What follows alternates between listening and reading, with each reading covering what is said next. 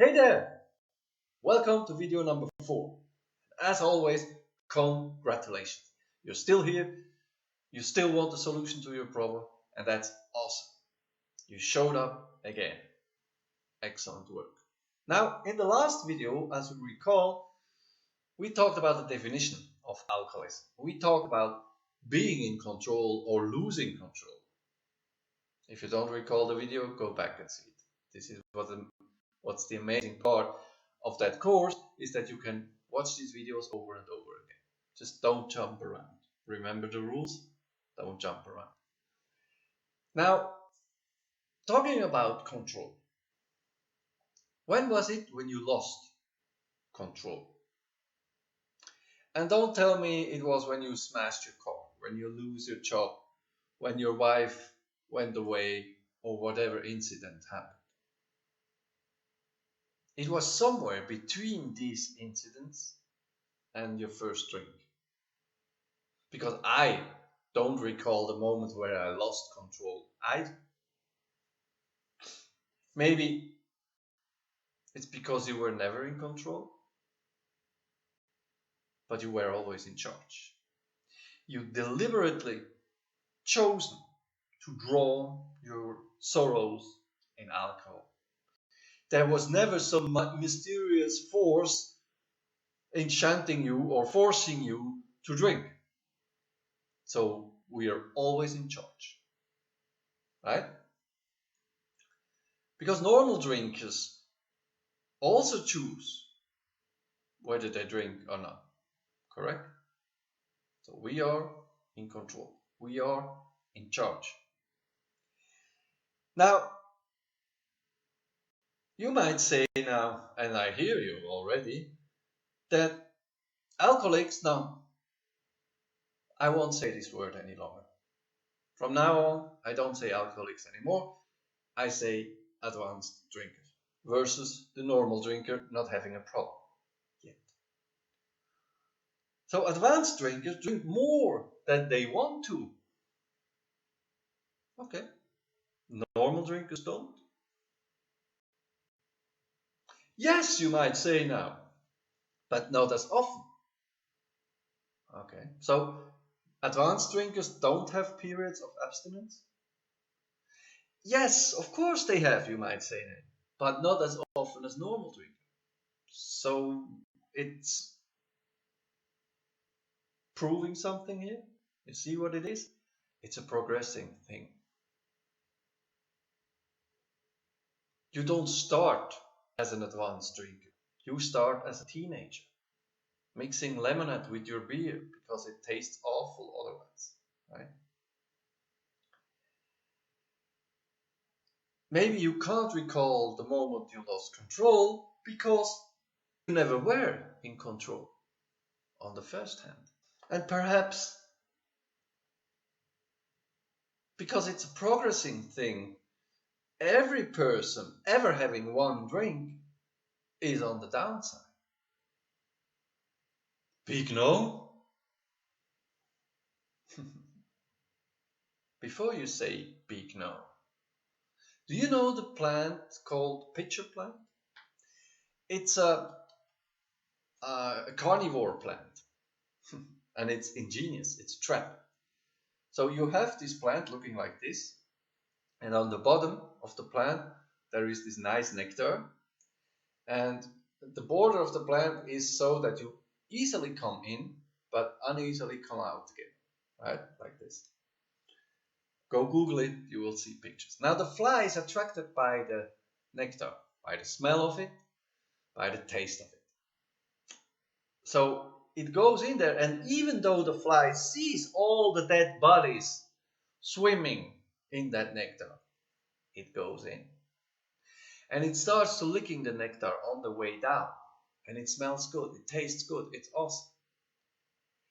And the fly gets heavier and heavier from all that nectar. And also this pitcher plant has hairs facing down. So you can easily go down, but uneasily come up again. And when the fly notices that it won't come up again, that it's stuck in the nectar because it's gluey and because it's too heavy, he has drunk too much nectar, it's too late. So let me ask you again. Maybe we never were in control. Maybe the fly is the same thing as the teenager. The fly on the way down is the same thing as the teenager having his or her first drink. Now, admitting, just for the moment, that it's a trap. And that Basically, we were never in control of it. just for the moment, let's admit that. So, as an advanced drinker, and as being here with me for a moment now, you have already admitted that you have a drinking problem and you're dominated by drinking. Now, a lot of people will say, yes, you have to cut down. Try to cut down on your way down into the pitcher plant. It's so awesome. And there is another effect on cutting down. If you try to cut down, the following things happen. It's like the overweight person cutting down on food. What happens? The food becomes even more attractive. So, cut down drinking is when you cut down drinking, drinking becomes even more attractive. And if you drink, the frustration of not being able to cut down becomes bigger. And so you drink more. So either way, it's not working. When you're not drinking, you're attracted to drinking. It's like that big button. It's human being style. The big button, written a label on top, don't push that button. What do? You push that button. So if I tell you to cut down, or you tell yourself to cut down, what happens? You will drink even more. And when you drink more, you get frustrated more. So you think, I'm really unable to cut down, and try again. Here comes the willpower part again. And it's an evil circle. It goes down and down and down and down and down. Pitcher trap, pitcher plant trap. Another point of view of this whole society alcoholism big fat lie, as we found out in video number 3, right? As children, we look at grown-ups who are drunk as some weird, bizarre beings, right? And although 90% of the people start drinking in teenager age, most of them, 10% don't. Why? Because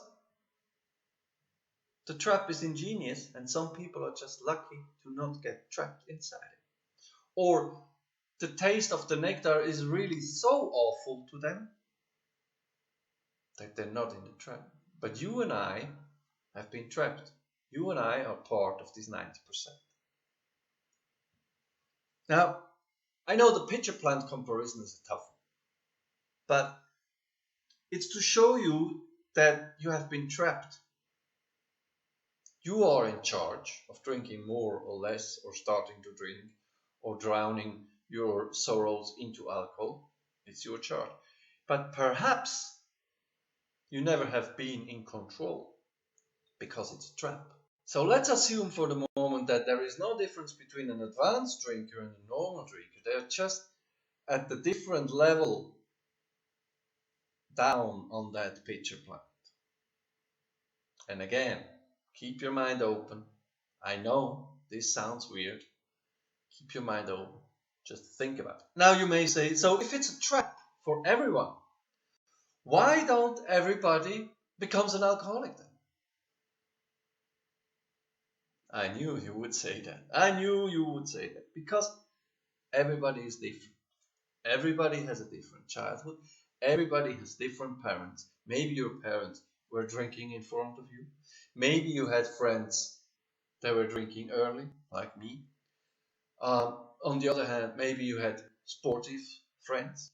My boxing coach, for example, he drinks alcohol very rarely because he, as a teenager, when his friends started to drink and told him, yeah, come on, one drink, don't be a coward. He just said no, because he has a different mind, right? So he went into sports instead of going into a bar. Everybody's different. That is why it's not for everybody. That is also why not everybody becomes a heroin junkie. That is why not everybody wearing a purple shirt. Let's wrap it up again. We're almost at the end of video 4. Stay put. We have stated in video 3 that the definition of being an alcoholic is crap. It's contradictory, and society contradicts itself. Now we have kind of established that alcohol is like a trap, like a pitcher plant. So we can conclude that you have been cheated by alcohol. You have been cheated by society. Alcohol is cheating on you. Now you might say, okay, no doubt, alcohol is cheating on me. Society is wrong on what alcoholism is, and it's a trap. I'm in charge, but probably I never have been really in control of it. But now you might say, but yes, okay, but consuming alcohol in moderate doses has advantages. Really? Really? We get to that. Don't forget that though. And I doubt that it has advantages, really. I know that it has no advantages at all, and you will too. Just wait for it. Alcohol is a trap designed that 90% of the people to fall into. It's an imprisonment for life for everybody. And the trap is so ingenious that people think they are in control. That people think they can stop whenever they want. So why don't they? Until it's too late. Until you end up here with me. Because you admitted bravely having a problem. Why didn't you stop earlier? If you're in full control and always have been, why didn't you stop? Because society traps you. Or the people are tracking you. 90% of the people are drinking, so you have to drink too. I know this video is a bit longer than the others, but it's important to understand that. Alcohol is a trap. Set up ingeniously by the society. I know, I hear you already. Keep your mind open. You will understand it, I'm sure. It's the same thing with all drug addictions. You know, it's the evil circle. You try it once because you want to drown your sorrows. You're in charge of that. You decided to do so. So, if you still think there is an illness around, forget about it. Video number 3, remember? You're the fly in the pitcher plant. You are in charge of what you're doing, right? But you never had control. Get that in your mind. It's a society.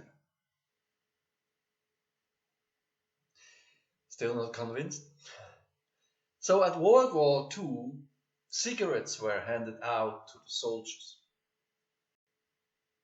And they were told that smoking a cigarette is healthy. It increases the opening of the blood veins. It makes them brave and courageous. That's wrong, as we know now. And the same thing is with alcohol. It's a trap. Still not convinced? So another proof of why it's a trap and why society made up over centuries this ingenious trap. I don't blame anybody. It has happened for some reason.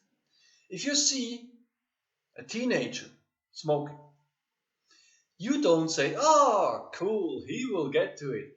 This is a grown-up man. He's really strong and courageous because he smokes." You will say, "Oh, this poor guy has a problem. Hopefully he will get away from it." Now, if you see a teenager drinking a beer, you say, "Ah, he is becoming a real man. Let's buy him a beer and he'll get used to it. Cheers, mate." True or false? So you see.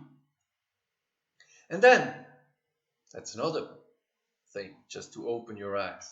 Hollywood doesn't help either. By showing successful people coming home after a tough day of work and having in a crystal glass a pure whiskey and zipping it down as it were cold tea. And that being suggested that this is success.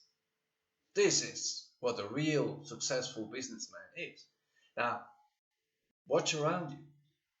All the successful people I know, they either do not drink at all or very, very, very rarely. So the media, Hollywood, society itself says it's okay to drink. It's a trap.